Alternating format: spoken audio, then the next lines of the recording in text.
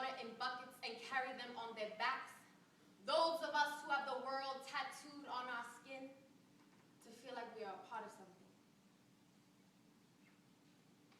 You should know, some of us held hands on your body, claimed refuge in your pavement. We spoke the language of those who loved in doorways.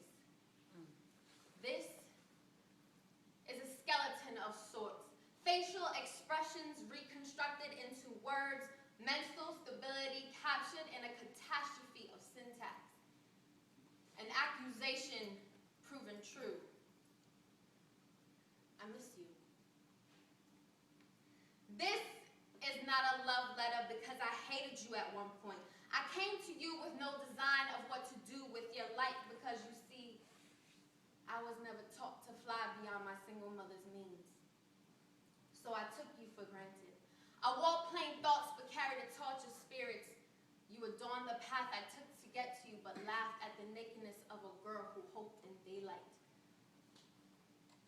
I needed you more than you needed me.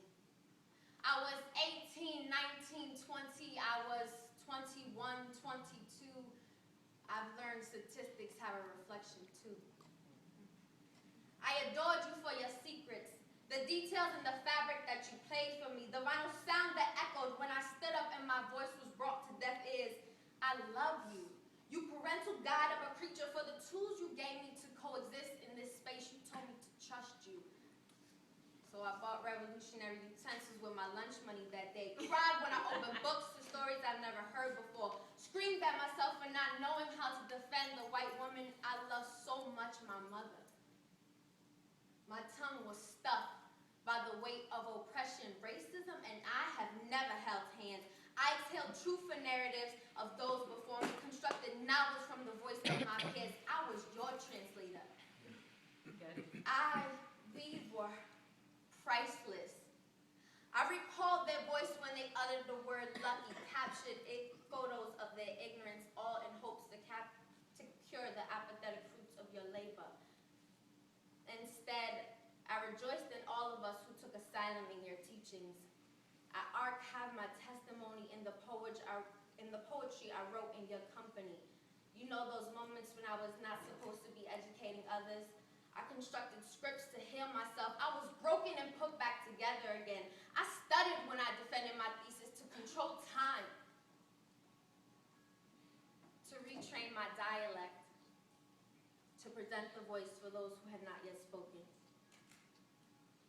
I remember my tears in the shape of clouds, full of positionality and an abyss of conviction. My tongue was confident to assert truths people are afraid to believe in. Sometimes my hand writes in grammatical errors just to make sure that I present the appropriate tone. You know, that radical punctuation that keeps important thoughts from flying away. You know, similar to cage bird, to appreciate oral tradition.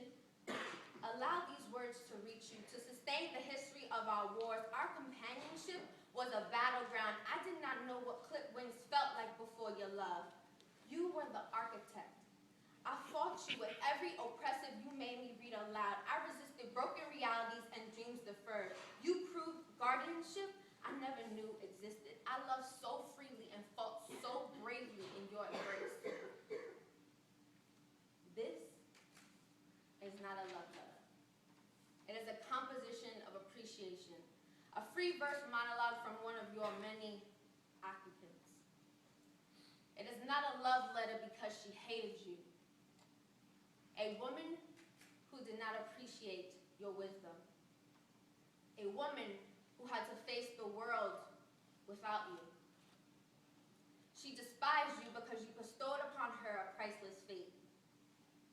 When she learned she had to continue to learn, when she found the power in a conscious existence, when she realized you held out the truth for her, that I too can teach a revolutionary how